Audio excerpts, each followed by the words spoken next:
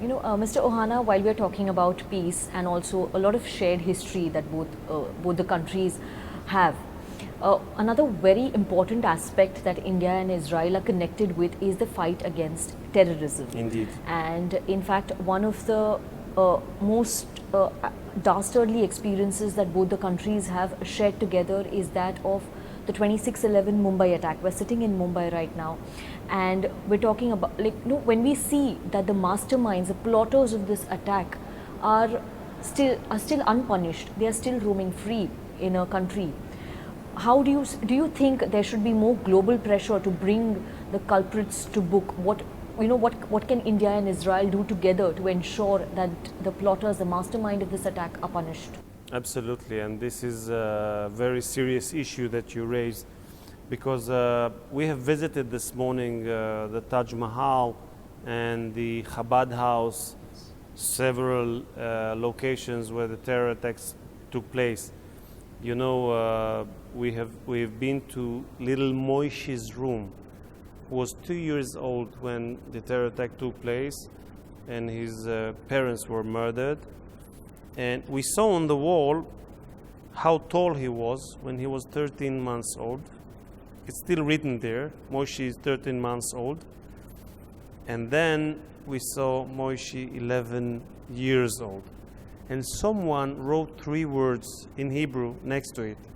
He wrote, Am Israel Chai. In Hebrew it means the people of Israel live.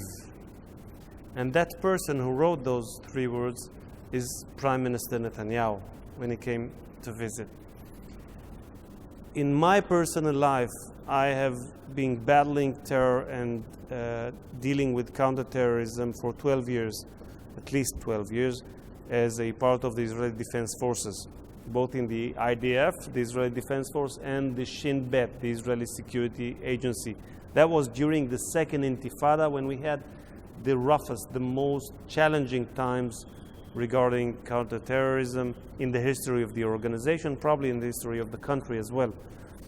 And one part, very important part, is to prevent and to foil terror attacks before they happen.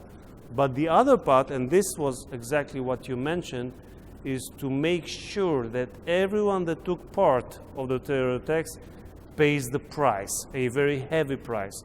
So we are still waiting for those who committed, those who sent, those who operated those terror attacks to be brought to justice.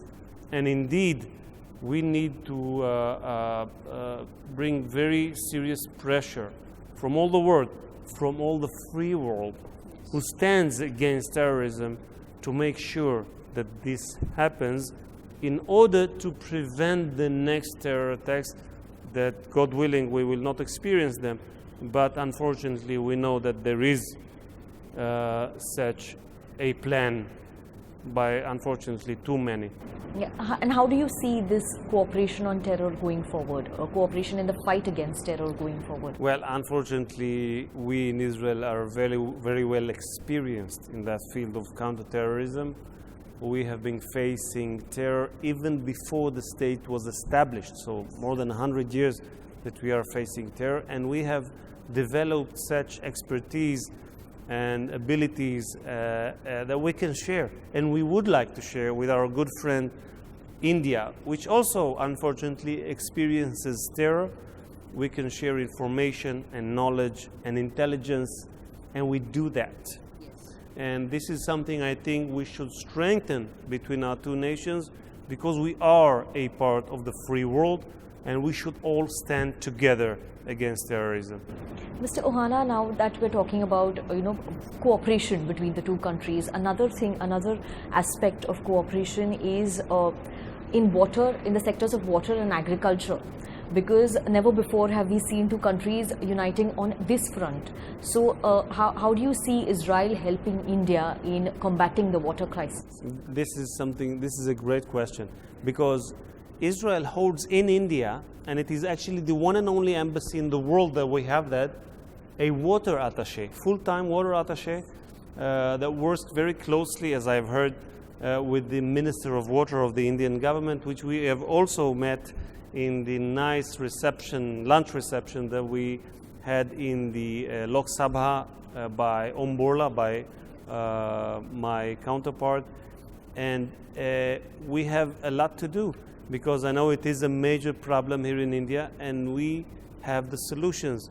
So we are trying to work together, bringing the information, bring the technologies, bringing the excellent centers that we have here in India to provide better lives for mankind, but specifically for the Indian people.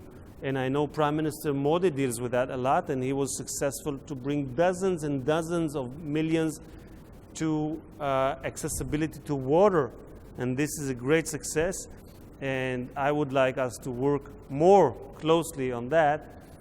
We do have things that we can contribute to the Indian people, and we would like to do that. And Mr. Ohana, you as a Speaker of Knesset, how do you see upholding the democracy? And I'm talking at a time when there have been protests, and in fact the issues between the two countries are sort of on the same level. I'm saying this because the kind of judicial reforms that Mr. Netanyahu is trying to push, a similar debate is happening in India as well on the appointment of judges, on the judicial reforms. Is there any exchange of information or anything that you've spoken to your counterparts here? Well, I'm very glad to say that we respect very highly the position of the formal position of the Indian government not to interfere with Israel's internal affairs. So I'm going to do the same.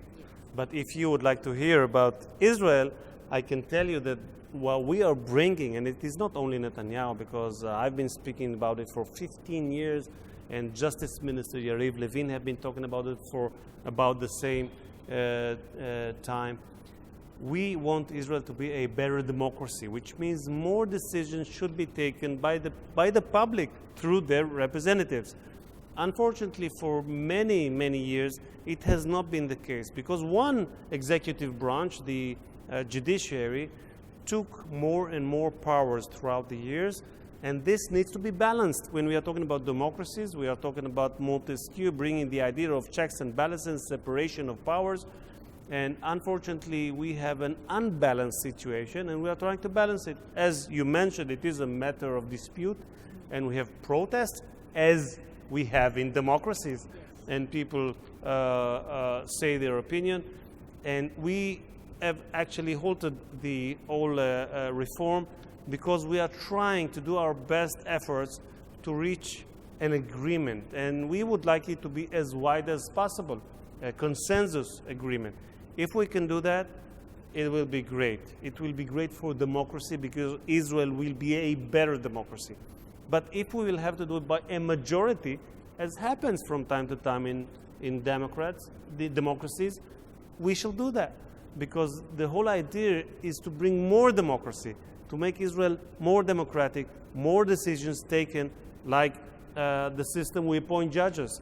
We want more weight to the elected officials by the public. We want more democracy in that system as well. Thank you, Mr. Ohana, for talking to Republic It TV. has I been think a that's all pleasure. the time that I have, and very patiently taking our questions, all our questions. Thank you very much, and I hope you had a wonderful visit to India. I did, and I had a great interview with you, so thank you so much, and I appreciate it, and happy holidays for our Jewish community here, because we have Pesach. It's a very important holiday. So Pesach Sameach, and thank you so much. Yes, same. Thank you very much. Yeah.